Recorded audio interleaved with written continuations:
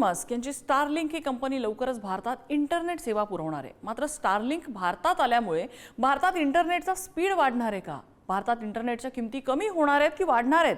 यासह satellite internet सेवा नेमकी कशी काम करते, अनेक प्रश्न आहेत। पाहूया त्या संदर्भातला हा रिपोर्ट।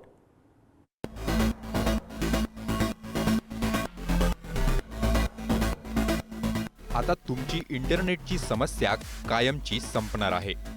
काश्मीर पासून कन्याकुमारी पर्यंत तुम्ही डोंगरात असा किंवा जंगलात, तुम्ही खेडेगावात असा किंवा दुर्गम भागात, तुम्हाला इंटरनेट सुविधा अगदी फुल स्पीडने मिळणार आहे।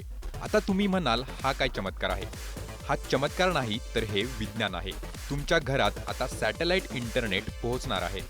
इलॉन मस्कच्या स्टारलिंक सॅटेलाइटची इंटरनेट सेवा लवकरच भारतात सुरू होणार आहे। इलॉन मस्क याची कंपनी स्टारलिंकला भारतात इंटरनेट सेवा देण्यास भारत सरकारनं परवानगी दिली आहे। भारतीय राष्ट्रीय अंतराळ संवर्धन आणि प्राधिकरण केंद्रानं इलॉन मस्क याच्या messrs Starlink satellite communication private limited या कंपनीला देशात सॅटेलाइट इंटरनेट सेवा पुरवण्यास परवानगी दिली आहे। आता सरकारच्या इतर विभागाने सर्व परवानग्या दिल्या की देशात स्टारलिंकची सेवा सुरू होणार आहे। स्टारलिंक या कंपनीनं भारतातील जिओ आणि एअरटेल कंपन्यांशी करार केलाय। या दोनही कंपन्या इलॉन मस्क यांच्या स्टारलिंक कंपनीशी करार करून भारतात इंटरनेट सेवा देण्यास सज्ज झाल्या आहेत। पण स्टारलिंक सॅटेलाइट इंटरनेट सुविधा कसं पुरवतं हे पाहणं रंजक आहे। इलॉन मस्क याची कंपनी स्टारलिंकनं लॉ ऑर्बिटमध्ये जगभरात 7000 उपग्रह सोडले आहेत। या लॉ ऑर्बिट म्हणजेच पृथ्वीपासून 400 ते 2000 किलोमीटरच्या वातावरणात हे उपग्रह काम करतात। इलॉन मस्क याची स्टारलिंक कंपनी यांच्याही पेक्षा खाली म्हणजेच व्हेरी लोअर ऑर्बिटमध्ये सॅटेलाइट सोडून इंटरनेट सुविधा देण्याचा प्रयत्न करत आहे। त्यामुळे सध्या भारतात असलेल्या इंटरनेट सुविधांपेक्षा कितीतरी अधिक स्पीडनं स्टारलिंक सुविधा पुरवणार आहे। भारतात या सुविधेचा लाभ घेण्यासाठी ग्राहकांना स्टारलिंक राउटर आणि डिशची गरज लागणार आहे। हे राउटर आणि डिश अवकाशात असलेल्या सॅटेलाइटच्या सिग्नलचं रूपांतर इंटरनेटमध्ये करून सुविधा पुरवतं। स्टारलिंकची सुविधा राउटर आणि डिशमधून दिली जात असल्यानं ज्या ठिकाणी ही उपकरणं बसवली आहेत त्या ठिकाणी ही सुविधा उपलब्ध होणार आहे। चालत्या वाहनात, मोठमोठ्या जहाजात, विमानात स्टारलिंकचा वापर करण्यासाठी अतिरिक्त उपकरणांचा वापर करावा लागतो। सध्या स्टारलिंकचे 7000 उपग्रह अवकाशात फिरत आहेत। पृथ्वीच्या सर्वात खालच्या कक्षेत हे उपग्रह असल्यानं उपकरणांचा वापर करून जगभरातील 100 देशांना ही सुविधा दिली जात आहे। या 100 देशातील 40 लाख लोक सध्या या इंटरनेट सुविधेचा लाभ घेत आहेत। इंटरनेट भारतामध्ये खेडोपाडी अगदी जिथे या एअरटेल, जिओ सारख्या कंपन्यांना पोहोचणं शक्य होत नाही तिथपर्यंत पोहोचवणं हे शक्य होतं। आणि दुसरी गोष्ट म्हणजे एकच कंपनी ही सुविधा सगळीकडे पोहोचवत असल्यामुळे त्याचा खर्चही बऱ्यापैकी कमी होतो। जिथे जिथे स्टारलिंकची इंटरनेट सुविधा पुरवली जाणार आहे तर तिथे या कंपन्या सहकार्य करतील आणि अर्थातच त्यातून मिळणाऱ्या उत्पन्नामध्ये त्यांचा वाटा असेल।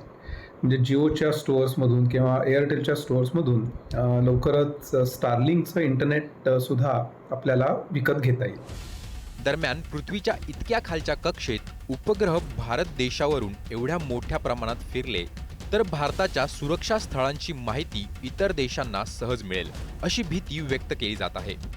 पृथ्वीच्या खालच्या कक्षेतून उपग्रह जेव्हा मार्गक्रमण करतात तेव्हा उच्च दर्जाचे छायाचित्र उपग्रह टिपत असतात।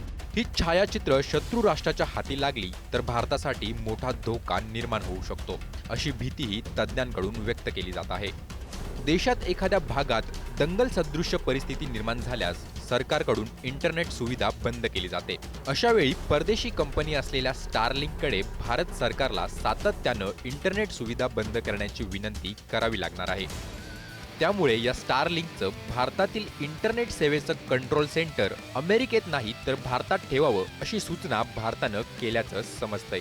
भारतात सार्वजनिक आपत्ती कायद्यानुसार स्थानिक सरकार किंवा केंद्र सरकार गरज पडल्यास टेलिकॉम सेवेला आवश्यकतेनुसार आपल्या कंट्रोलमध्ये घेऊ शकते।